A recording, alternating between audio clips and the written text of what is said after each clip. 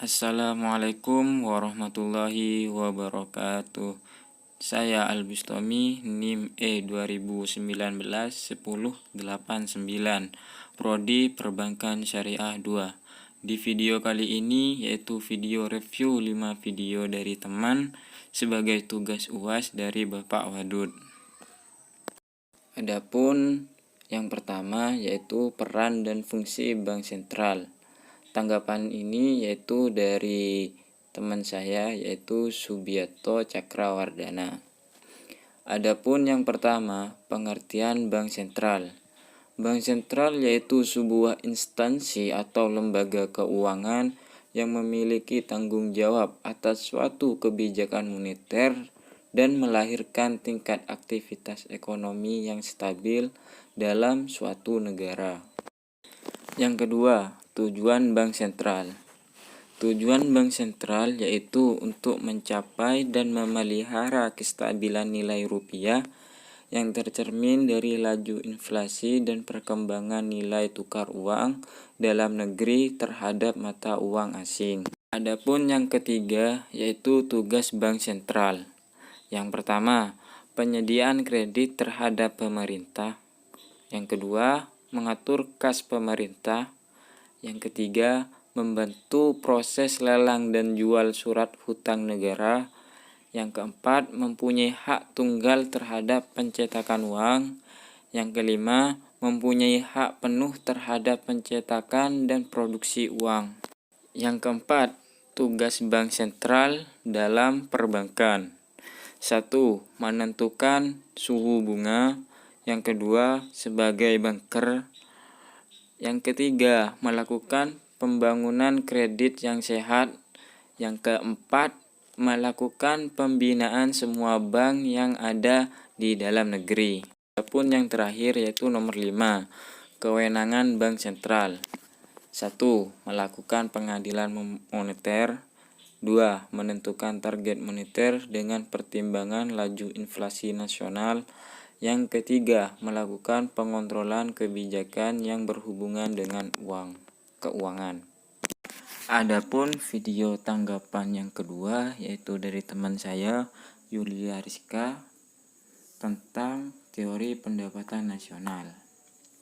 Definisi pendapatan nasional yaitu pendapatan nasional total output akhir suatu negara dari sebuah barang dan jasa yang diproduksi dalam 1 tahun.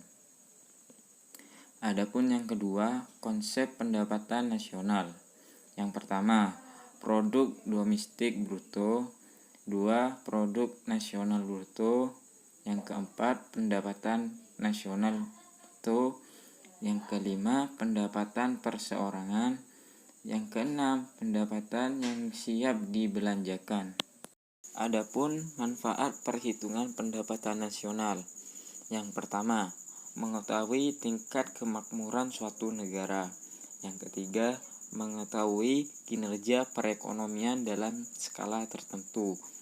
Yang ketiga, sebagai indikator kualitas hidup masyarakat di suatu negara. Yang keempat, sebagai indikator perbandingan kinerja antar negara. Macam-macam metode perhitungan pendapatan nasional.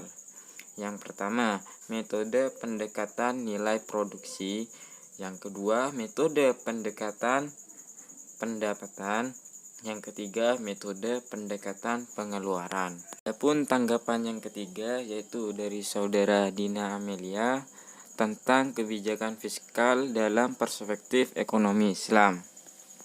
Pengertian kebijakan fiskal yaitu kebijakan yang dilakukan pemerintah dengan cara meningkatkan atau mengurangi pendapatan dan belanja negara untuk mencapai tujuan yang diharapkan.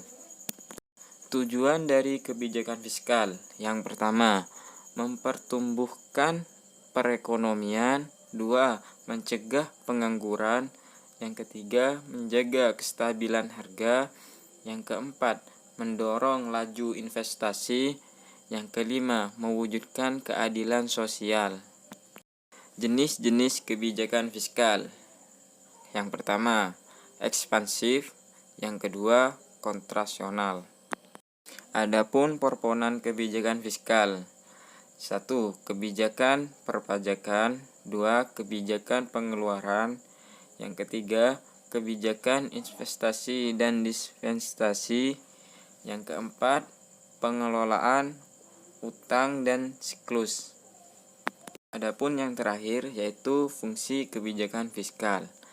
Yang pertama, mengoptimalkan penggunaan SDA dan SDM. 2.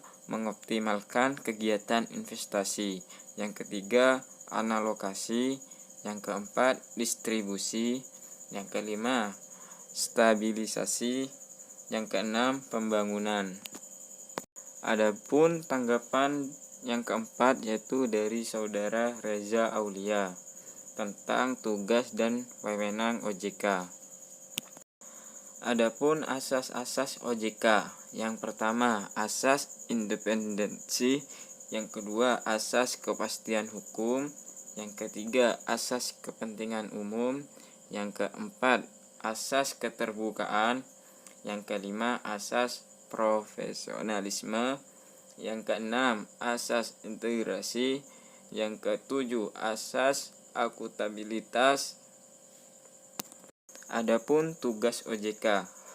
1. Mengatur dan mengawasi kegiatan jasa keuangan baik di sektor perbankan atau non-bank.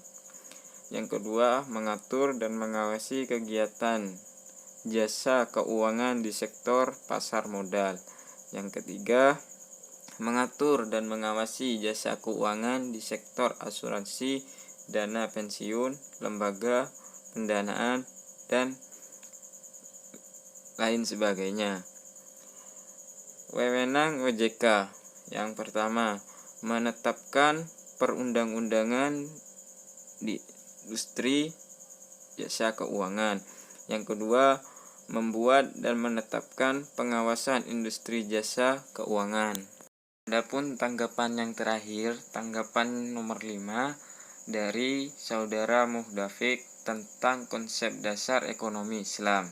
Pengertiannya yaitu ilmu ekonomi yaitu sebuah cabang ilmu yang mempelajari dan membahas tentang perilaku manusia dalam memenuhi kebutuhannya dan memuaskannya untuk mencapai falah berdasarkan pada prinsip nilai-nilai Al-Quran, As-Sunnah, Ijma, dan Qiyas. Adapun sumber-sumber hukum ekonomi Islam yaitu Al-Quran, Ijma, Qiyas, As-Sunnah, dan lain sebagainya.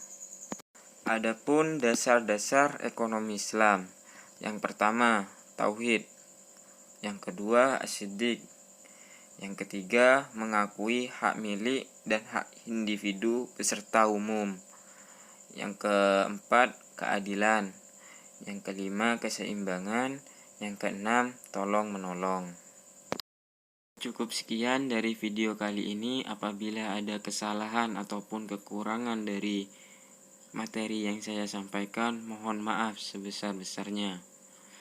Ihdinas siratal mustaqim. Assalamualaikum warahmatullahi wabarakatuh.